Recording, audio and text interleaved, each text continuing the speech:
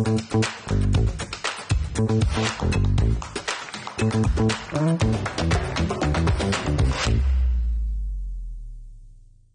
oi, boa noite. Olha só quem tá comigo no Vista Fina, Cristiano Marcelo. Se você não conhece, dá uma instagramada aí, joga o arroba dele que você já vai entender essa personalidade que tá comigo hoje.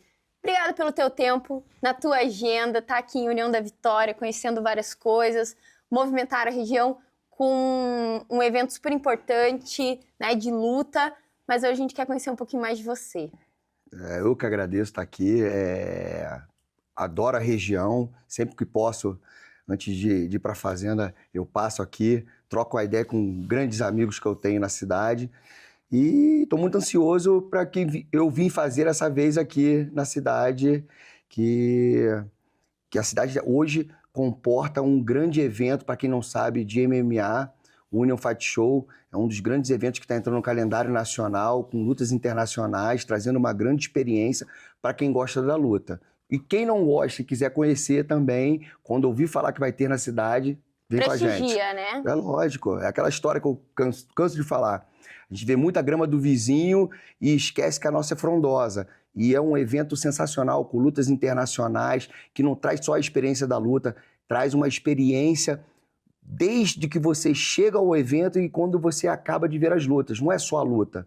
Tem as ring girls, tem o announcer, tem os atletas, tem o próprio público que está lá, tem alimentação, tem tudo. Então é uma coisa que você vai ter realmente uma experiência. E família, né? Família, com certeza família. Meus filhos vão, todos frequentam. Eu acho que a luta fica dentro do cage. Muito bom. Mas, Cristiano, vamos lá. Fala você, como que é essa vida de lutador? Qual que foi a tua história, teus títulos? Você tem aí uma carreira muito inédita e diferente de outros atletas que vêm da luta. Conta pra gente um pouquinho disso. Então, comecei em 1987 no Taekwondo, que é uma arte marcial coreana, onde eu já comecei a competir. E conheci o jiu-jitsu em 1989, onde foi minha grande paixão mesmo e treino até hoje. Onde consegui conquistar alguns títulos mundiais, pódios mundiais de jiu-jitsu, múltiplas vezes campeão estadual, campeão internacional. E junto com a família Gracie, onde meus mestres, o mestre Roller Gracie e Rickson Gracie, tive essa vivência, algumas aulas com o grande mestre Hélio Gracie. Então eu bebi água da fonte. Eu costumo dizer que eu fiz Harvard dentro da luta.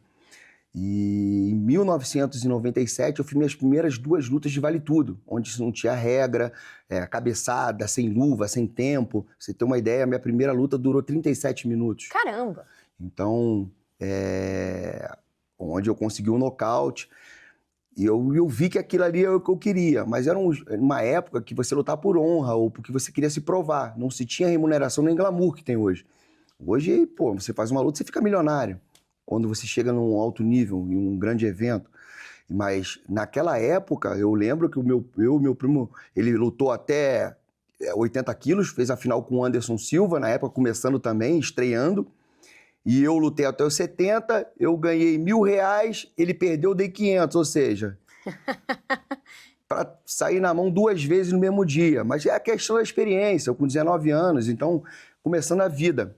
E aí eu continuei treinando jiu-jitsu, aí fiz mais um Grand Prix, depois desse Grand Prix parei um grande tempo de lutar profissionalmente, vale tudo, e continuei no jiu-jitsu, onde, como eu falei, fiz uma carreira. E quando em 2000 eu fui para shootbox, eu fazia entrevista para o Passando a Guarda, para um programa do Sport TV, antigo Premier Combate. Eu fazia as entrevistas e o Joinha, que era o âncora do programa, ele era sócio do mestre Rudimar Fedrigo, que era o líder da shootbox, ainda nada estourada. Não existia o Vanderlei, não existia o Anderson, não existia o Pelé, não existia o Rafael Cordeiro, o Ninja. Todos ainda profissionalmente galgando o lugar ao sol. No início do Pride no Japão. E eu falei que queria voltar a lutar e ele ligou pro mestre Rudimar e falou: Rudimar, tô mandando meu sobrinho, meu afilhado, que é um cara que tem um jiu-jitsu muito agressivo e vai acrescentar muito para vocês aí. que eles tinham um grande problema que ninguém ficava lá, porque os treinos eram muito fortes e havia aquela grande rivalidade entre as artes marciais. Eu quebrei esse paradigma, mostrando que todos tinham que passar as experiências para as outras artes marciais e assim formar que virou o MMA. E eu fiquei na shootbox por 10 anos, onde fui técnico do Anderson Silva, do Vanderlei, do Shogun, e do Ninja, de grandes atletas que lá estavam, e ajudei a alcançar os seus objetivos de campeões mundiais. Em 2009, saí e abri minha própria academia, meu próprio time, a CM System, para fazer os grandes campeões, como Eliseu Capoeira, Luan Miau, Geraldo Lan Santana. Pô, vou esquecer gente, vão brigar comigo, Matheus Scheffel Bufa. Todos os maiores eventos nacionais e internacionais nós fizemos campeões mundiais. Eu acho que no Brasil não tem um evento nacional que a gente não fez campeão nacional. Então, é um trabalho de 15 anos dentro da CM System que eu tenho o orgulho de não pegar atleta pronto, de sempre produzir os atletas. Não sou eu, mas como todo o time técnico ali, ó, que ninguém faz nada sozinho, mas na minha liderança, a gente alcançar grandes objetivos aí. Então, hoje é uma academia renomada mundialmente e que onde nos dão oportunidade de apresentar nosso trabalho, a gente faz com maestria. Olha, é chão, hein? Bastante. É história, né? Bastante. Eu tenho alguns capítulos ainda para serem escritos. Muito bom. E tem alguém na tua família que te incentivou a entrar na luta? Não incentivo não, porque o meu avô era atleta, jogou no Fluminense, remou. Ele falou para mim que ele era de 1909. Caramba. Ele falou para mim que, competiu natação no Rio Tietê. Aí tu vê quanto tempo tem isso. Meu avô, o único brasileiro sócio remido do Vasco, meu avô Paulo, sem ser português. Porque foi fundado o Vasco por portugueses. Sim. E ele o único não português que era sócio remido de lá. Então foi um cara que eu vi as fotos dele com luva de boxe, as fotos dele jogando bola, e eu sempre vi isso. E eu sempre gostei, eu sempre fui muito enérgico, eu sempre tive muito proatividade. Então a luta eu procurei sozinho e eu sempre gostei de competir. Então, até hoje, eu tô com quase 50 anos, eu sou um cara que eu sempre procuro me alimentar bem por ser criado pelos Gracie. Não fazer excessos, eu acho que você tem que viver. Mas o que nós pecamos são os excessos, né? Verdade. Então, você pode comer o que você quiser, mas o excesso é ruim. Você pode beber. Se beber socialmente, não vai ter problema nenhum. Entendeu? O que mata não é o remédio, é a dose, né? Verdade. Então, eu tive o incentivo dos meus pais, mas depois, era uma época, como eu falei, o esporte em si, a luta era muito marginalizada. E você não tinha um prognóstico de você vencer dentro da luta, de você ficar com uma condição confortável para você não fazer mais nada depois que você parar de trabalhar, você aposentar. Então, eu entendo a preocupação dos meus pais na época. Minha mãe é advogada, meu pai é empresário, meus irmãos com 2 faculdades. Eu cheguei a fazer 6 meses de jornalismo e... Só que a luta sempre correu em minhas veias e eu tive uma sorte de ser pioneiro em muitas coisas do que eu fiz dentro da luta. Então, hoje, como fui o único atleta no mundo a ter lutado o Pride, TUF, UFC e o Meca, calçada da fama do esporte, 3 vezes melhor técnico de MMA do Brasil pelo Oscar do MMA Nacional, mundial pelo Brave. Então, eu sou um cara afortunado e ajudando a mudar vidas e muito fazer bom. Campeões. Então... Eu sou um cara que, se eu parar de fazer o que eu faço, eu tô muito bem resolvido. Legal. Gente, esse foi só o primeiro bloco. Só um pouquinho assim do que a gente vai falar mais pra frente. Eu te espero aqui. Até já.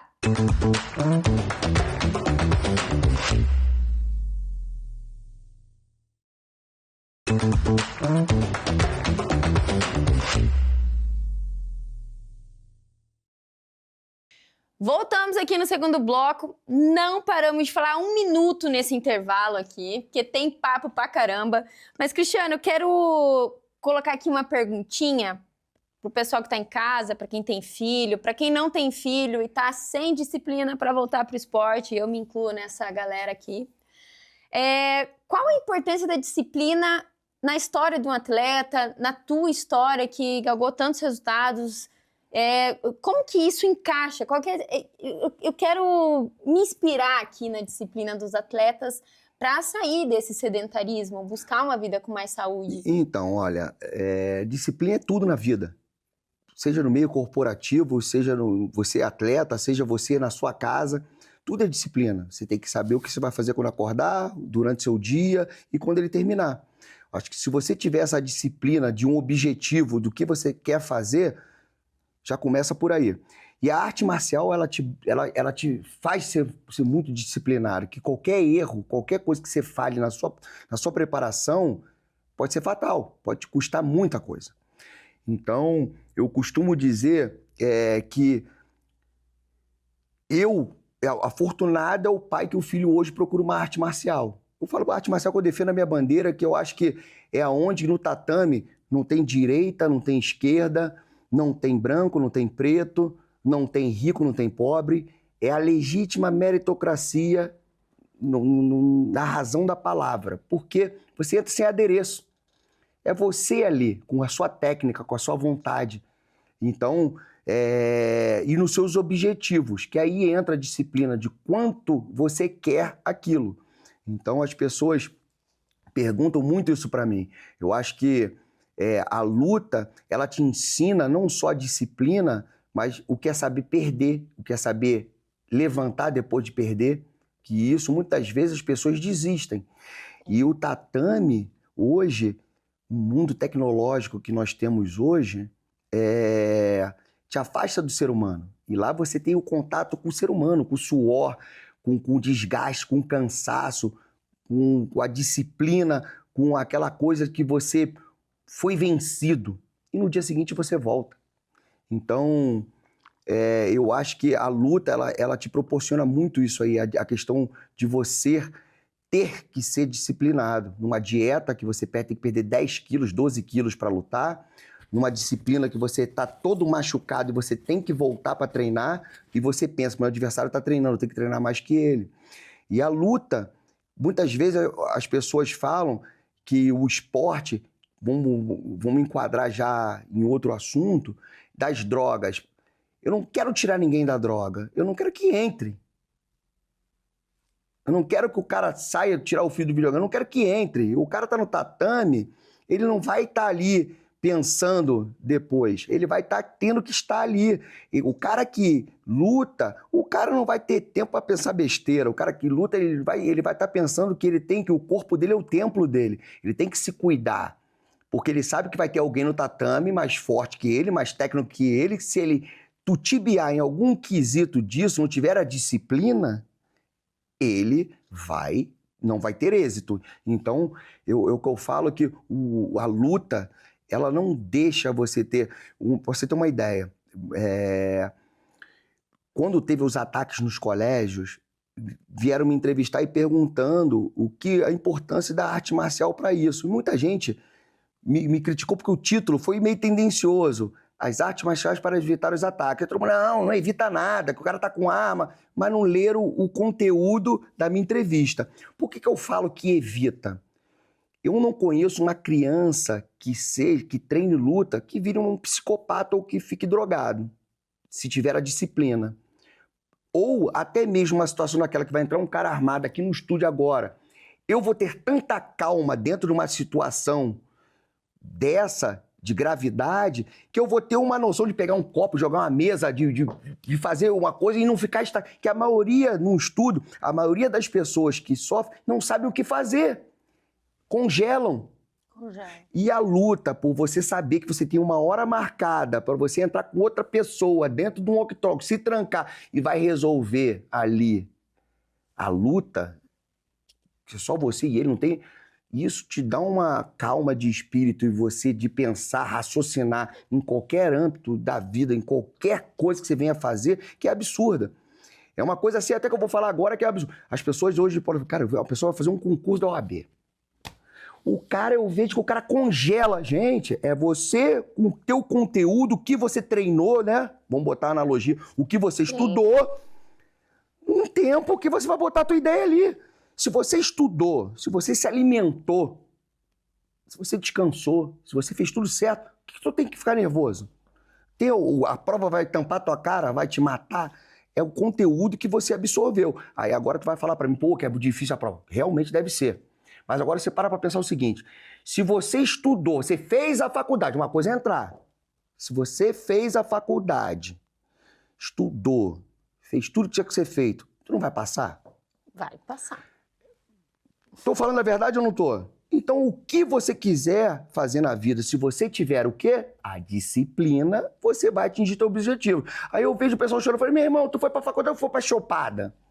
Boa. Ó o recado pros alunos. Então não vem com essa. Muito bom, muito bom. Gente, esse foi só o segundo bloco. Eu te espero aqui e a gente volta já já. Enquanto a gente vai tomar uma aguinha pra descansar, a apresentadora hoje tá falando pouco. Até que o entrevistador fala muito. Muito bom, a gente volta já. Até!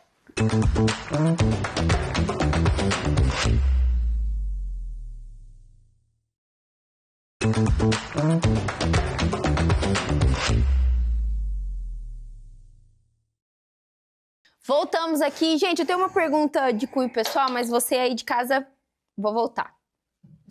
Não fui eu. Não sei quem foi, mas vai ficar ruim. Não, mas não tem problema, não faz mal.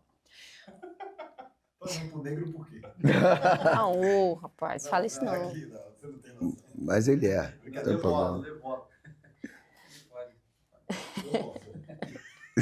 Você é a cota, meu. Oh, meu Deus. Um ambiente seguro. Tô com o advogado do meu lado, pô. Ambiente seguro. Vai me processar não, meu. É que a gente tem 4 aqui, né? Se tivesse só 3, ele não estaria. Sacanagem, vai lá. Só pra relaxar você do que ele falou, vai lá. Boa. Bora, vamos voltar aqui então. Voltamos aqui e, Cristiano, eu tenho uma pergunta que é de cunho pessoal, mas pra galera aí de casa, pra quem tem filho, enfim. Qual que é a idade, não sei se idade ideal, qual é a melhor idade pra colocar meu filho no jiu-jitsu, no Muay Thai? Qual é a tua orientação como professor dessa galera aí que tá voando? Então, eu acho que a partir dos 5 anos seria interessante. Muito antes disso, não vai aprender uma técnica. Vai estar ali no tatame, vai estar naquele ambiente. Seria legal se o pai estivesse e o pai treinando, ele estaria já se ambientando com aquilo tudo. Mas a partir de 5 anos, eu acho que é uma idade ótima. Vai ser aquela coisa lúdica ainda, apesar que você vê hoje crianças de 5 anos fazendo coisas que adultos fazem, né? Então, eu acho que 5 anos é a idade, 4, 5 anos é a idade perfeita ao meu ver, entendeu? Eu, por exemplo, na minha academia, eu não tenho aula específica para criança. Eu tenho um horário para iniciantes e um horário para mais avançados. E nesse horário de iniciante, eu boto as crianças juntas. Que eu fui criado na década de 90 treinando jiu-jitsu, eu sendo uma criança, um pré-adolescente, junto com os adultos. Tudo com questão de discernimento. O adulto não vai treinar com a criança achando que ela é um adulto. Então, tudo é controlado. Você vai botar um pouco mais afastado. Mas eu acho que o mesmo alimento que eu alimento o cara meu hoje do UFC, eu alimento a criança. Ou seja, já é mastigado tudo que demorou-se 40 anos para chegar naquele nível de técnica, a criança já absorve. Porque você não pode deixar a criança chegar a um certo nível de idade para que ela aprenda. Lógico, tudo mastigado. Não é uma coisa que você vai botar igual para um adulto, mas a técnica, a maneira só vai mudar a maneira que se informa a criança. O modo ali de lidar Exatamente. com a criança. Cara, eu pelo menos eu tenho 3 filhos. Eu crio meus filhos para o mundo. Não é para mim. Uma hora eu vou partir dessa e eles vão ficar. Então, o que vai ficar é o legado, os ensinamentos. E eu acho que o tatame é muito isso também para a criança. Eu acho que aquela questão hoje das crianças, tudo tem que ser, como a gente falou, sem os excessos. Hoje você não tem como evitar que a criança lide com a tecnologia, com o telefone. Só que eu acho que na hora do almoço, você tira o telefone e fala, meu irmão, ó, a hora que vai estudar, e você agora tem o horário que você vai treinar. Então é isso. É como se fosse ir para o colégio. E dentro daquilo ali, por mais que, como a gente já te falado, a gente conversando em off, se sentir bem no ambiente. Não foi o primeiro dia, não gostou? Tenta de novo e vai de novo. Não tem que se escolher. Ninguém nasce não gostando de couve. de brócolis. Pô, mas agora, se você falar que brócolis é ruim, a criança vai absorver aquilo e vai dizer que é ruim. Então, eu acho que é muito importante, é um legado que você pode deixar para o seu filho absurdo. Eu acho que vai evitar muitos problemas na vida da criança, do pré-adolescente e do adolescente. E de um adulto saudável. Porque vai saber lidar, como eu falei, com as frustrações, sabe perder, que existem obstáculos na vida. Eu acho que as artes marciais te impõem muito isso. Porque não adianta, você pode bater em 1, 2, 3, no quarto tu vai tomar, tu vai estar cansado, você vai pegar alguém mais forte. E a vida é isso, são os obstáculos. Eu não sei que glamour que se criou, que a vida tem que ser uma novela no Instagram. E não é. No Instagram todo mundo é bonito, né? Todo mundo é, porra, milionário. E não é, a vida não é isso. E o tatame te bota, você não tem tecnologia, não tem adereço, você não tem títulos. Você é o que você é ali dentro e você vai ter que se virar nos 30 para se resolver. Cristiano, qual que é a importância da saúde mental dentro desse contexto? Tudo. Tudo na vida. Se você não estiver bem de cabeça, você não produz. Você não vive. Você não consegue ver uma televisão. A televisão vai te irritar. O volume da televisão vai te irritar. Tudo na vida te irrita quando você não está bem de cabeça, bem espiritualmente. É espírito e mente. Então, se você tiver com isso equalizado, a sua vida, você pode estar fazendo a coisa mais simples do mundo, você vai estar feliz, você vai estar rindo, você vai estar com pessoas que você ama.